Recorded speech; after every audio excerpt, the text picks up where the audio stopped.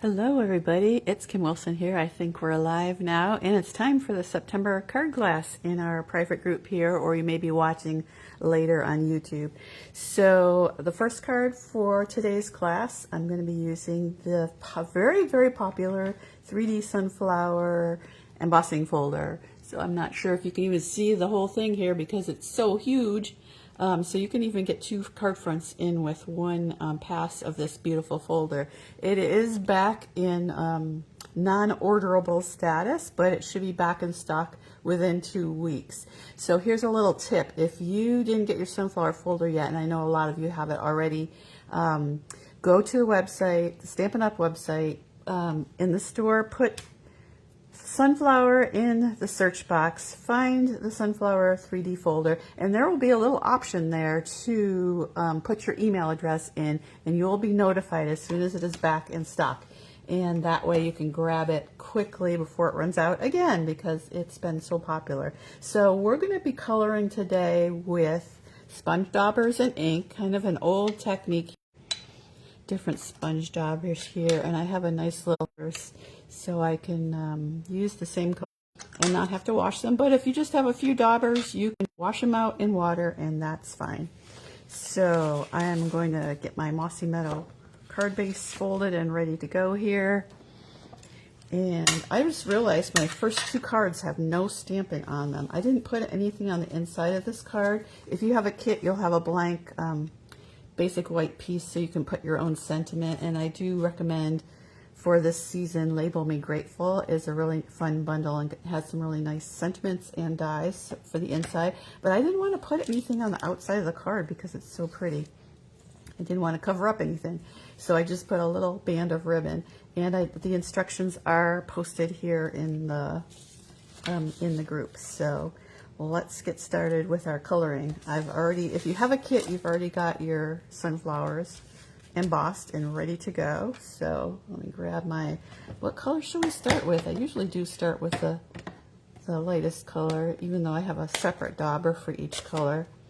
And you're just gonna use your fingertip, grab some ink, and if you have some scrap paper, you can kind of practice on the scrap paper so you don't get too blobby when you start out coloring.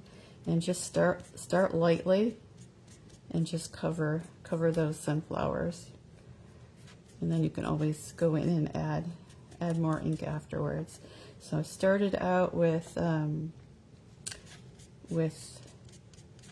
not Timid Tiger, that's our second color. We're gonna do Darling Duckling. I wanted to use the new In Colors because I think they're really nice for fall. So I'm starting at kind of the base of the sunflower and the center, and then going outward, and that kind of gives me a nice little shading effect, if you can see it there. So the darker shades will be at the center, and then the lighter as I go out. And I think that corner one there is a bit of the sunflower, and then the rest I've got leaves there. Okay, so then let's move to Timid Tiger.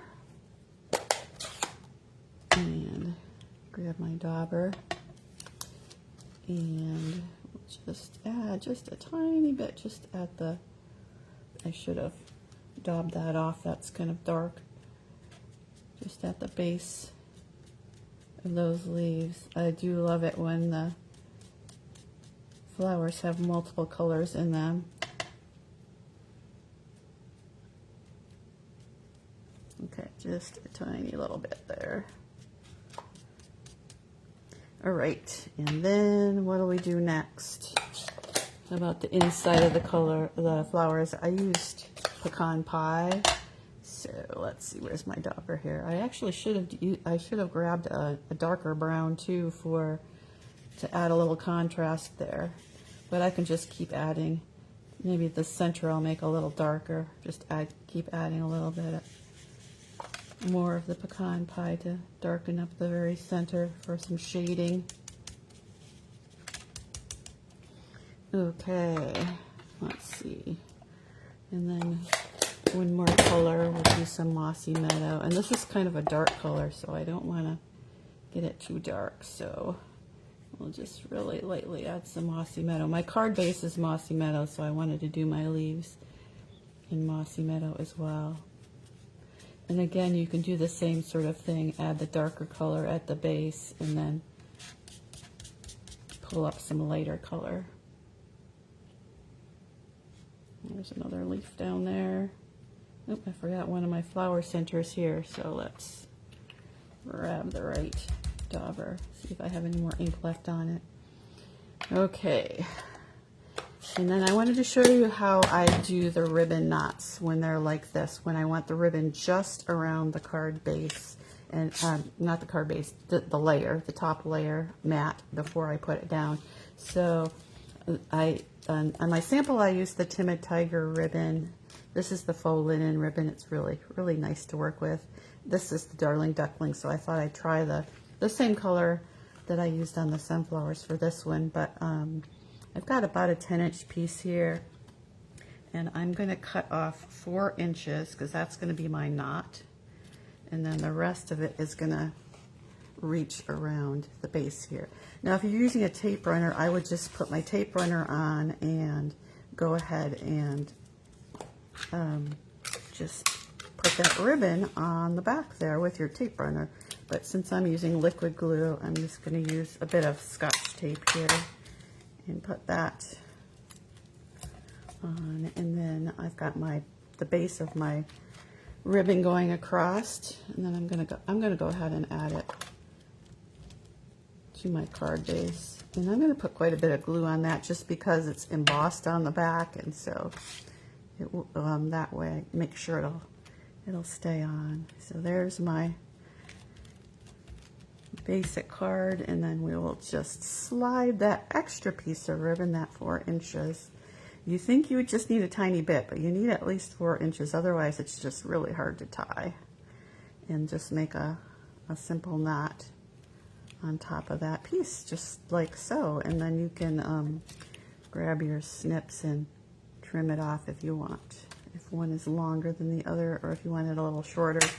So there we go, really, really simple card. The big piece, the big focus point is that big sunflower embossing folder. So a couple different ways to color it. Here's one I just started this morning with Stampin' Blends markers. You can just see the very different look you can get by coloring it with the blends, alcohol markers, and then some other fun cards. I've showed these earlier. So this is with the metallic, the earthen metallic paper, and then swiped with StazOn black, and this is the debossed side. So when you get a 3-dimensional folder, you'll have a really pretty debossed side as well as the embossed side, so you can do a lot with both sides.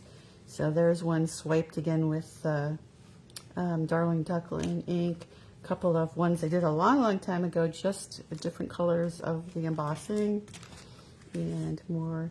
This is two-tone cardstock, light and dark. That one's sanded. Here's done with Designer Series paper, kind of a muted pattern, so you can see that sunflower giving it that great shape. Okay, there's that card. That's our technique for today. I'll be back in just a minute with the next card.